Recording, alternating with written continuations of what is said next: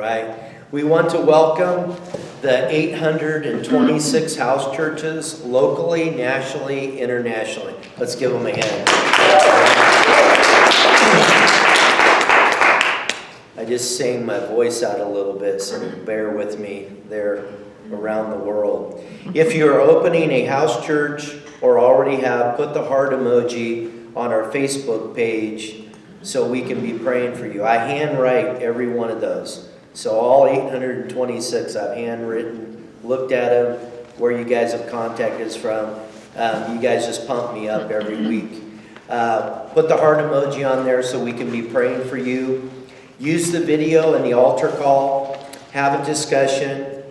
And that's as easy it is. Just show the video that you're just going to get saved from, some of you. And then have a discussion. There's an altar call on there. Boom. You got church in your home instantly. We want to welcome one of our new house churches that opened yesterday in Samoa. And so Samoa is 5,023 miles from this building. And Samoa is 5,023 miles from Chiloquin in the middle of the Pacific Ocean. So just for us to travel to get to one of those 7 islands, 5,000 miles away. But this service went there at the speed of light. That's right. And you should have seen the picture they sent us, man. They're pumped up. It's awesome. And we also want to welcome the new house church that opened in Colombia, South America. So it goes all different directions. And Colombia, South America is 3,914 miles from Chiloquin. That's just a couple of them. We've had way more, but just wanted to share those with you. I was watching a pastor on God TV this morning. A lot of times on Saturday, I'll actually watch some preaching and some teaching to kind of get my mind in that vein. But it was so awesome. I turned this guy on, and he's saying exactly what I've been saying for months. And Missy's in the kitchen, and we look at each other, and we just start laughing because I just turned on God TV, and this is what this guy says. In the last 3 years, they have opened 70,000 house churches in Pakistan. Wow. One ministry, 70,000 house churches in Pakistan using social media. Yeah. Using social media. Amen. Hallelujah. I looked up part of a definition of social media to participate in social networking. God is moving so rapidly that one ministry, not the ones we've been mentioning, this is a complete new ministry, 70,000 house churches in Pakistan, all through social media in 3 years. I did a little research. I won't name the names to protect the innocent. Some major denominations that have been going for 110 years. If I named them, you would know them. We would think they're the hot rods, they're the top of the food chain. But some major denominations in the last 110 years have only established 12,000 locations. Wow. Billions of dollars they've spent. Yeah. Billions with a B. They've only established in 110 years 12,000 locations. Can you see how the Book of Acts model works? So easy. 3,000 people get saved. They start meeting in the homes. And then he said this gospel of the kingdom shall be preached, and then the end will come. And he said this is rapidly happening so quickly that one ministry opening 70,000. We have multiple house churches ourselves in Pakistan as well. And so This one ministry has established 70,000 locations in just 3 years. And Jesus taught a parable of the great banquet. And in that parable, the master told his servant, "Go out quickly." Yes. Yes, he did. So here's these young men in Samoa on an island. They watched last Saturday's service and they say, "We can open a house church." Here's this awesome couple in Colombia, South America, watches last Saturday's service and says, "I can open a house church." What's happening is God is giving this revelation to the body of Christ because the harvest that's coming in, 12,000 locations can't handle it, but 70,000 locations can Yeah. that are opened in 3 years. That's right. Now, one ministry this year will have 39 million decisions for Christ using cell phones. Wow. 39 million. Right now in China, another ministry, 25,000 decisions for Christ a day. All house churches. Wow. The cell phone ministry, all house churches. Millions. So please, please don't get caught up in Satan's roar. Yeah. Don't get caught up when you're watching Yeah. the news or watching television. You don't have time to waste your breath on what Satan's roaring about. Amen. This is what heaven is roaring about. Yeah. Yep. This pastor was just totally pumped. So we're going to talk about identity restoration tonight. We're working out of the identity theft book. We're kind of gearing up because in May we're going to open a booth at the farmer's market with big banners on it, life after death. And we're going to go fishing. Amen. And we're going to use identity theft and the testimony book to give out to people to bless them. So we're going to take a few weeks and study some of the chapters. We made it through a whopping 3 pages last week. So we were cooking with Crisco, man.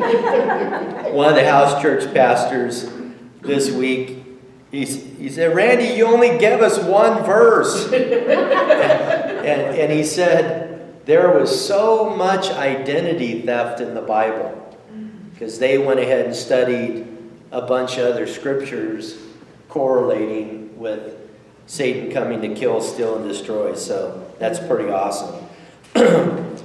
So I'm just going to read out of the book. You don't have to have one. But what's exciting about as people are passing this on through different forms of social media, the books are actually now, they can access them just by video because we're studying every single page. And so really the books now are going to go way beyond because we're reading them and talking about them. So we're on page 8. This is where we stopped last week. And remember, identity is one's character. Character is one's total personality. See, once your identity gets stolen from what God wants you to be, your personality changes. Oh, yeah. Have you ever seen somebody go from being nice Yeah. to mean in an instant? Yeah. I mean, it's like a switch is thrown. Well, guess what? Mean might have not always been there. Mean might have started at 5 years old. Mean might have started at 8 years old. But now we're dealing with a full-blown adult that has a very vicious temper, but somewhere along the way, their personality changed because innocence was taken. Yeah. Ask the Holy Spirit to show you those traumas in your past that have changed your identity and kept you from living the full life that God has for you. So if you missed last week's service, we're on our second week here. So I just want to read to you something real quick. Restoration the action of returning something to a former owner or condition. The enemy has stolen some things from you. He needs to return them. The things he stole from you did not benefit you. Your innocence, your kindness, your gentleness. You sustained an emotional injury which changed your personality, and now you have these triggers. If somebody talks to you a certain way, if somebody's tone of voice is a certain way, if their body language, man, you're just totaled instantly. Oh, yeah. That's because Satan has stolen your peace, and he's stolen your discernment. I always say when that big chainsaw is running, don't put your little fingies on the chainsaw. For some reason, we think we've got to say something. Zip it. Amen. Because a lot of times you start communicating in a conversation that you should have never said a word, but your personality has changed. Now you even pick up other people's offenses. Maybe we'll get through 3-4 pages tonight. You guys should, you know what's awesome about a live audience and then, shooting a video is it's awesome because I'm getting to see real people, man, going, I didn't come to church to listen to this. I did. So did I. I did. So we need restoration. That's what I'm praying for our praise and worship times as new people come in, as we start to evangelize, that they'll have an encounter with the Holy Spirit. Amen. We can talk to them till the cows come home, but when somebody has an encounter with Jesus, they're never the same. Amen? Amen. Jesus wants to remove that mask. I guess I better get back where I was. Oh, we can wear a good mask to hide behind. Jesus wants to remove that mask and bring healing from your past so that you can be effective in your future. I realize that some of you are reading this book might not be saved. There's people going to watch this service this week that are not saved. You might be asking, what does it mean to be saved? To be saved means that you have been delivered by God's grace from sin and its consequences. See, when 25,000 people got saved in China today through one ministry, they did not know this. But we as Americans are very arrogant when we sit in church. Oh, Randy, everybody knows that. Not really. Come on, let's get into the meat. No. Well, guess what?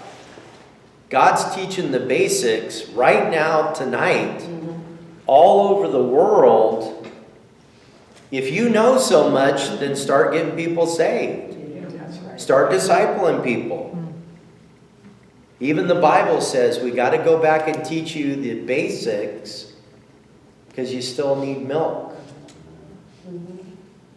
Get your basics down, and then we'll give you a little piece of steak or something. Salvation comes to those who accept Jesus as their personal Savior and Lord.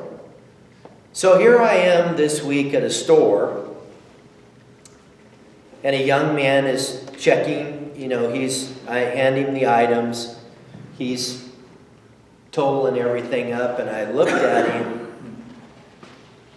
and the Lord had spoke to me about this young guy a week earlier. I'd been in this store, but I didn't have identity theft, I didn't have the testimony book in my pickup. So when I walked in there, I was like a great white shark looking for a baby seal. And I'm very hungry. And baby seal was at work. He didn't even see it coming. Dun, dun, dun, dun, dun, dun, dun. Smile, buying something, paying cash. Didn't even know. He gonna get hit hard. So all of a sudden I said, hey, I'll be right back. I did give him the money. I didn't take the items. I got to run out to my pickup. I have a gift for you. He goes, you have a gift for me, Brent? I said, I have a gift for you.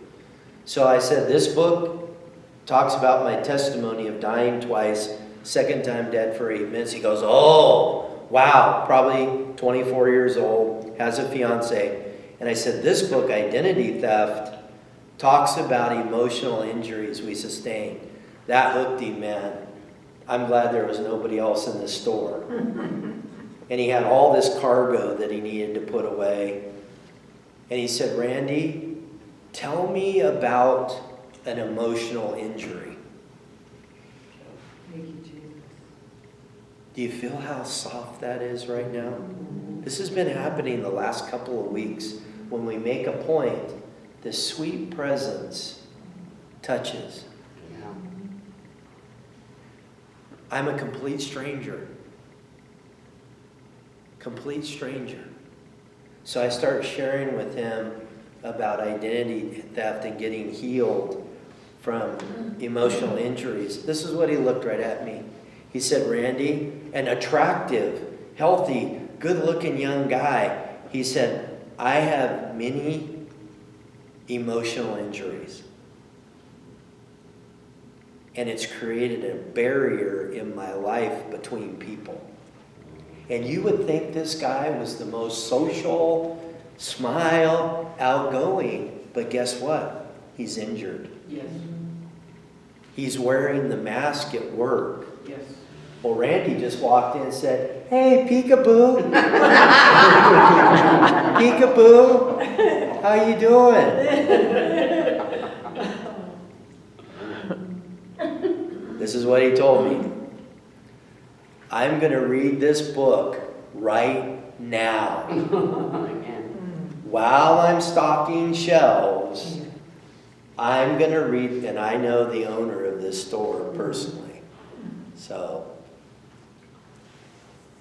if he gets in trouble, call Randy. I'm going to read this book now. It's not because Randy wrote it. It's God's timing. It's God's timing. See, if I'm not doing the stuff I'm pushing you to do, then I'm a hypocrite. That's all you are. When you're telling somebody you need to do this, this, and this, and then you don't do it yourself, you're a hypocrite. I left that store about 3 feet off the ground. Yeah.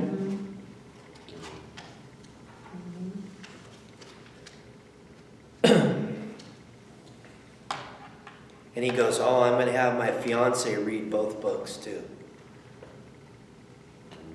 Smart. The harvest is white. The laborers are few.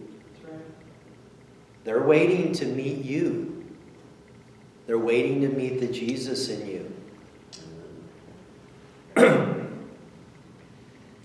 Salvation comes to those who accept Jesus as their personal Savior and Lord. Maybe you at some point got saved just to get the fire insurance so you would not go to hell. I always tell people that they should not get saved because they are afraid of going to hell. That's a fear-based decision. And we have a lot of people in America that made a decision out of fear, and they're constantly afraid that God's going to punish them because they do something wrong. If you get saved this way, you will always be afraid and have doubts that you are really saved. You need to get saved because Jesus loves you unconditionally. If your decision is based on love that Jesus has for you, no one can ever take that away from you. So, whether you have never accepted Jesus as Savior or you need to make a recommitment to Him, I want to give you the opportunity to do that right now. To be truly free from your past, you must have the Holy Spirit living inside of you. Amen. You must have the Holy Spirit living inside of you. That's right. You have to have the third person of the Trinity, because your mental willpower will not help you get healed from your past. That's right. The Holy Spirit has to help you. The Holy Spirit is the third person of the Trinity. God the Father, Jesus the Son, the Holy Spirit are three in one.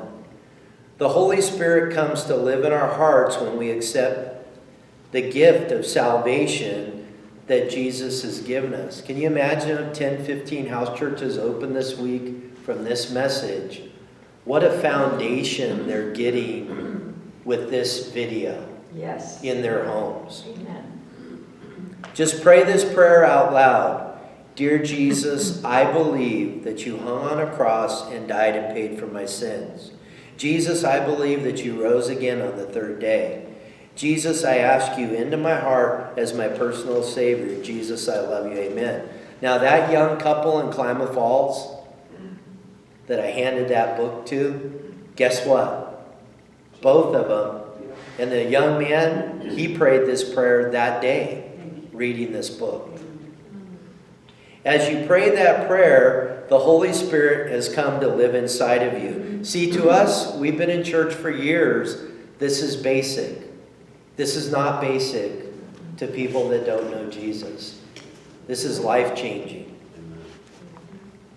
At the time I'm writing, this blew my mind when I read ahead a little. At this time of writing this book, our ministry has seen 413 house churches open locally, nationally, and internationally. This book was published in 2023. Yeah. So I wrote it at the end of 2022. Since I wrote this book, we were at 413 when I wrote this book. We're at 826. Yeah. Amen. What's 2 times 413? What's 2 times 813? What's 2 times 413? 826. That's what we're at right now. What's the odds of double? Right. For Satan is in trouble. Yeah. Many of you in the future will open your own house church, either in your home or in the home of someone that you know. I'm going to load your toolbox right now with some powerful scripture from the Bible so that you can understand how to find your identity in Christ. Then you can help others find their identity in Christ. So let's go to Romans 10, 9 through 11. So we're going to be in Romans 10, 9 through 11.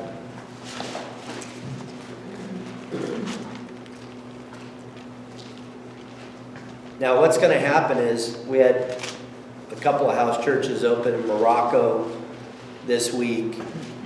So what's going to happen in those Morocco house churches, these baby Christians that are just getting saved, just learning the basics, they're going to be able to access these videos and go back. We have over 3 years worth of teaching on our YouTube channel. Romans 10, 9 through 11. If you declare with your mouth Jesus is Lord and believe in your heart that God raised him from the dead, you will be saved.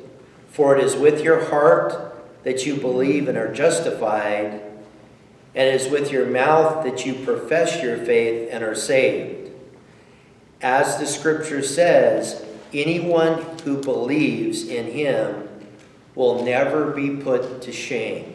Hallelujah. What is a lot of our problems with our identities is we've been shamed by somebody. Yes. Somebody belittled you. Somebody shamed you. I mean, you can get shamed as an adult and lose your identity. So this is what we do. I'm never going to let anybody do that to me again. Now your personality has went from being safe, that I'm going to be defensive all my life. You don't want to do that. God is your protector. Let it go. What they always say is, water runs off a duck's back. Yep. Somebody starts saying something negative or belittling, you're going to know that you're getting your identity in Christ back because you're going to get off the tracks. Woo! Did you see that shame train go by? Amen. Did you see that shame train go by? Usually it would go clickety-clack all over my body. Uh-huh. Yeah. Amen. How many of you have tried to get in front of a shame train? And we're like, yeah, you're not going to do this to me. Yeah. But guess what? You're fighting in the flesh. Yeah. Get run over. You're getting run over again. And guess what? You'll get meaner, and you'll get meaner, and you'll get meaner. And then guess what? You'll do it to someone else. That's right. The Bible says what you despise, you wind up doing. Yeah. If you're not led by the Spirit. That was a good word. Brandon. Amen.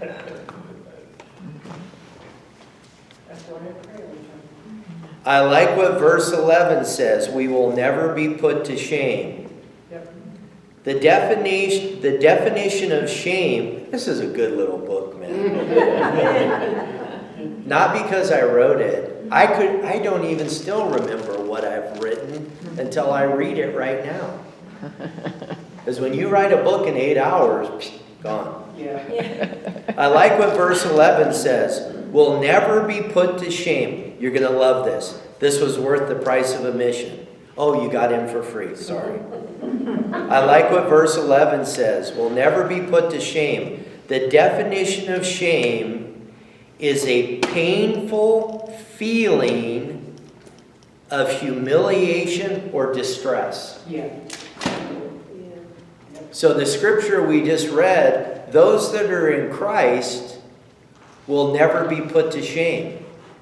So if you are still feeling humiliation, painful feelings, or distress, your identity hasn't completely changed yet. No. I'm not saying you're not saved, but if you're still dealing with painful feelings of humiliation or distress, you got to go back to the injuries. There's more fun. And you got to take a look at that. Why are you still distressed? Forgetting those things behind, Paul said, I strain forward. There's some people watching this service this week. You're going to get it. I've got to strain to get past this. I can't entertain it anymore. I can't sit there and pet it like a puppy. Yeah, that's good. I got to get out of here.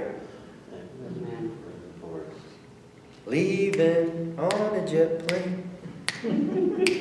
Got to get out of here. Right? Yes, the mind goes different places. Now listen to this. I declare over you, in the name of Jesus, that shame is no longer a part of your identity. Amen. So think of that young man at the store reading this Right. that day.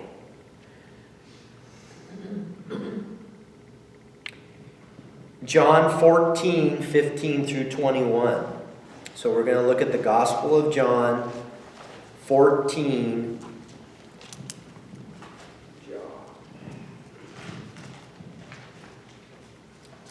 John 14, 15 through 21. So the house church pastors will be happy. Randy gave them more than one verse.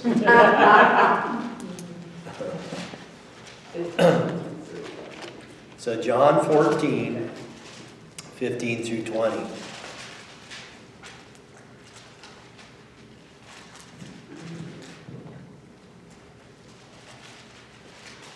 Now, what happens when your personality changes away from what the Lord wants you to be, it's hard for you to keep His commands. That's what this verse is going to say here. John 14:15 through 21. If you love me, keep my commands.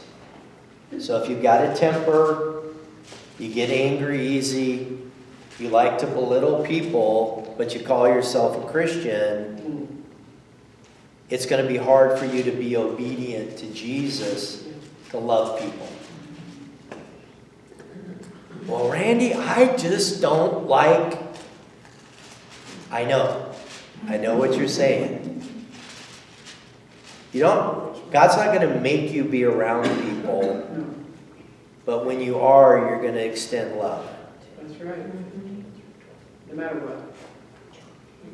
Because my personality is changing now to where people aren't irritating, people are interesting. Man, why are you so messed up?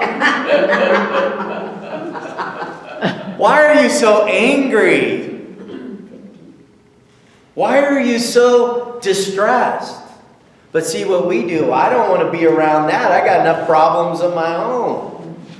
No, you are designed to help that person change their identity back to identity in Christ. So just think the young man at the store this week, I'm busy. I got things to do. Here's the money. Give me my stuff. You suck. I love the Lord. Bye. Right. Because you're in a hurry. Yeah. When your personality and your identity's in Christ, things slow down. Because if you don't slow down, you'll miss the guy behind the cash register. Amen. Your identity in Christ gives you supernatural vision and hearing. Randy, I'm going to read this book right now. The Lord had already spoke to me a week earlier. The books got put in my truck. What is success? When preparation meets opportunity. They were already in my pickup. We just had to see if the baby seal was working that day. Dun dun dun dun dun dun dun dun. You're so violent, Randy. No, I'm just happy. If you love me, keep my commands, and I will ask the Father, and He will give you another advocate. You know what the word advocate, one of the definitions, is somebody that supports you no matter what. That's what an advocate is. Yes. Glenda, wouldn't that be somebody awesome? Somebody that supports you no matter what. I tell you what, this will put some paint on your wall. I don't know what color. But this will brighten some stuff up. If all of a sudden Randy leaves the house, wow, I've got the Holy Spirit inside of me that backs me up 24/7 and thinks I'm the greatest thing since sliced bread. That's not an ego thing. No. It's you have somebody inside of you. So if you're still having a problem with distress, you're still having a problem with somebody humiliating you, let the Holy Spirit work that out. Yeah.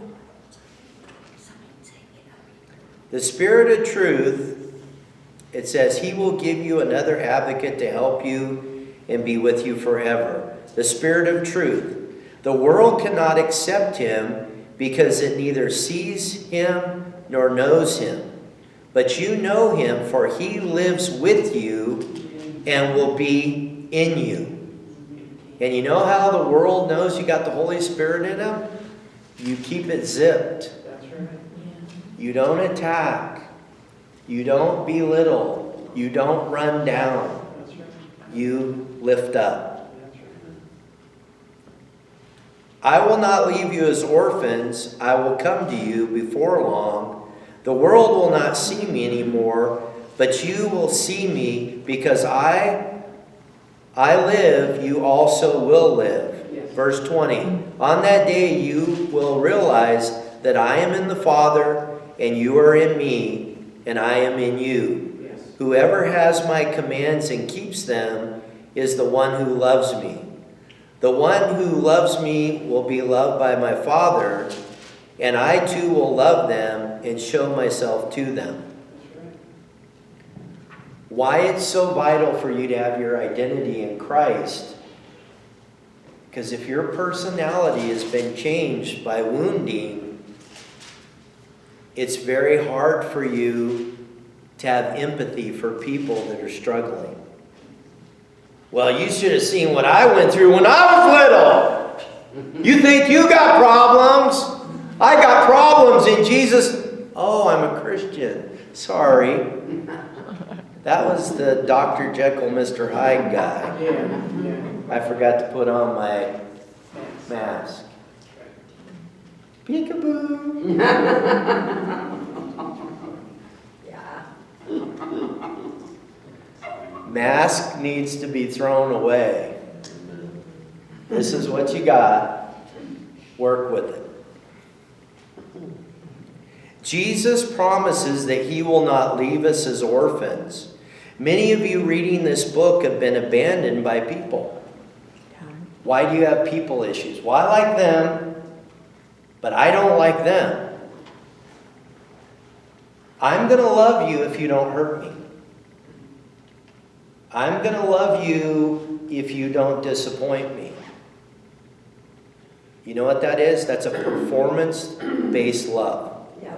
It's not Jesus' love. Your personality's changed now that you don't love people in Christ. You love them with a performance love.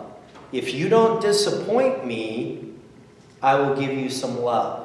That's a good. Does everybody know what I'm talking about? Yeah. Oh, yeah. We've all went through that washing machine, then the dryer, and then put on the clothesline for extra air.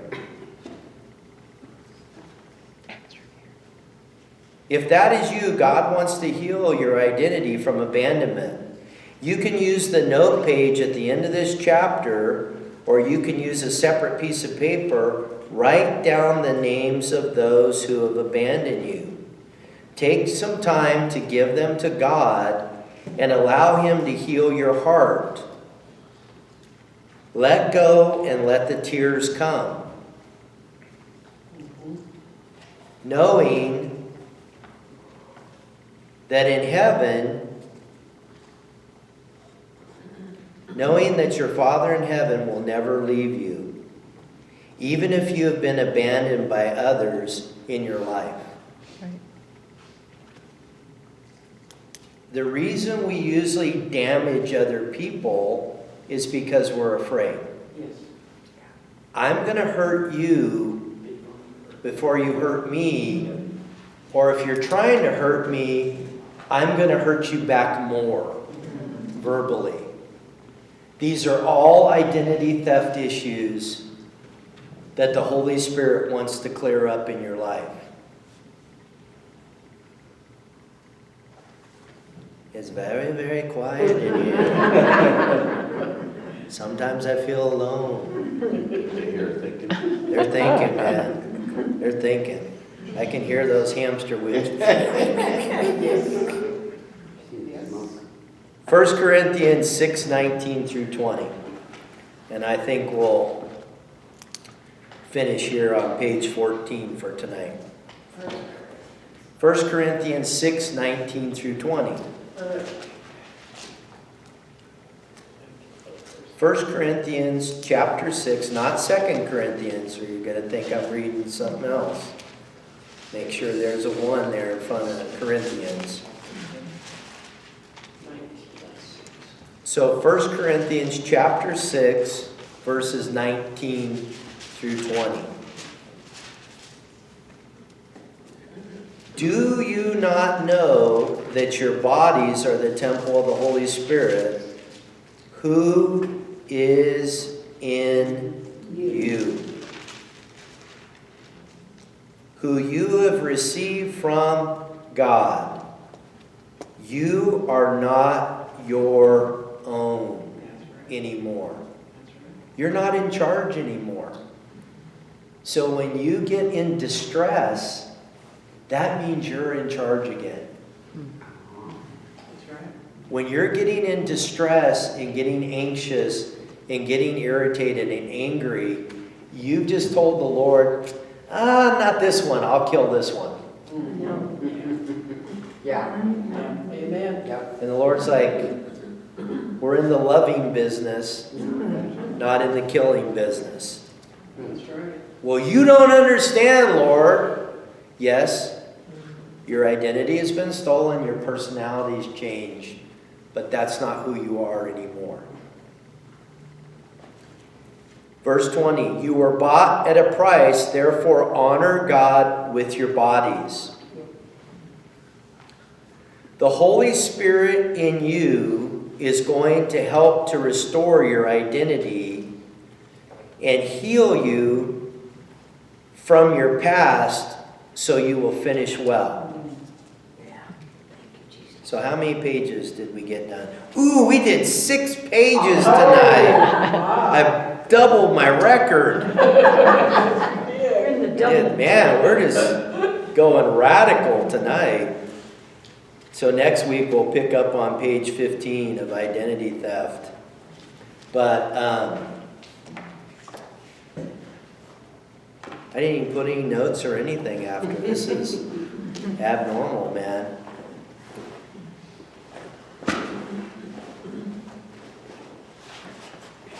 The Bible says we've got to stay in step with the Holy Spirit. The Holy Spirit has a cadence. He has a timing. When I walked into that store this week, I had to be in step with the Spirit because God had already been preparing this young man. Amen. Amen. So all of you, when you're led by the Spirit, God is preparing people for you to be a blessing to, for you to be an encouragement to, for you to value. It's very hard if you have an abandonment, orphan spirit on you. Because it's hard for you to value other people when you're under duress. So on a daily basis, you've got to get up in the morning, Holy Spirit, fill me to overflowing. Holy Spirit, I need you to be pouring out of me today because I don't feel good. There you go. I don't feel like. We walk by faith, not by sight. That's right. You can't minister by how you feel, Amen. because Satan will beat you ugly. Yeah.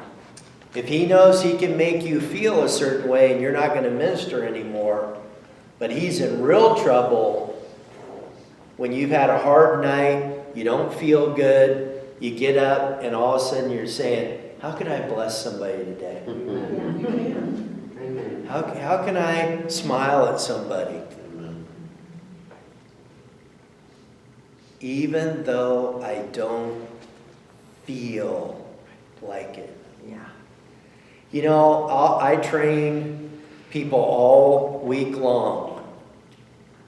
And they get to the gym, oh, Randy. Or I get to their house, oh, Randy, and when we're done with the workout, they say, I feel so good. Yeah. It's the same when we don't feel like ministering to people, but when you make that effort and go beyond your feelings, I feel good, like I knew that I would.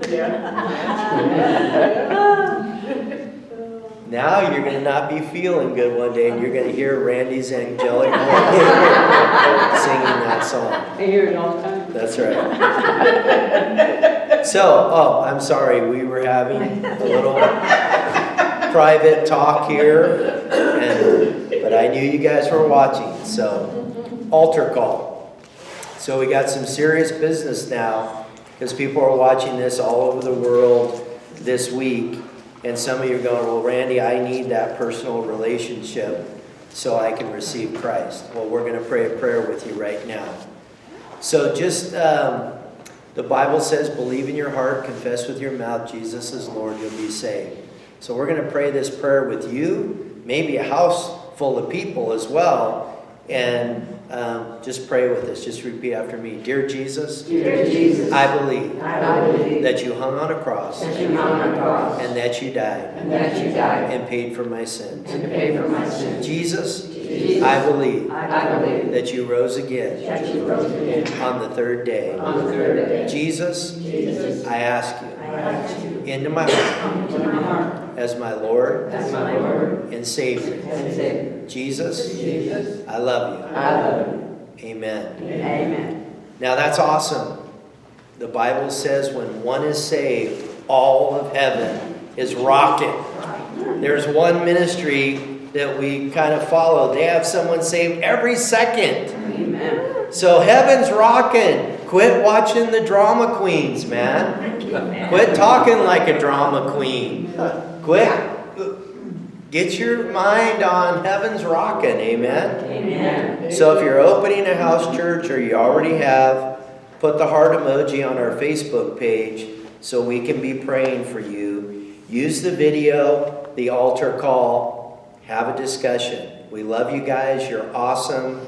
I'm just blown away at what you guys do every week, day in and day out. While I'm sleeping, you guys are getting people saved. You're opening house churches. So we want this video to be a blessing to you, but you're an awesome blessing to us. So thank you for watching. In Jesus' name, amen. Amen.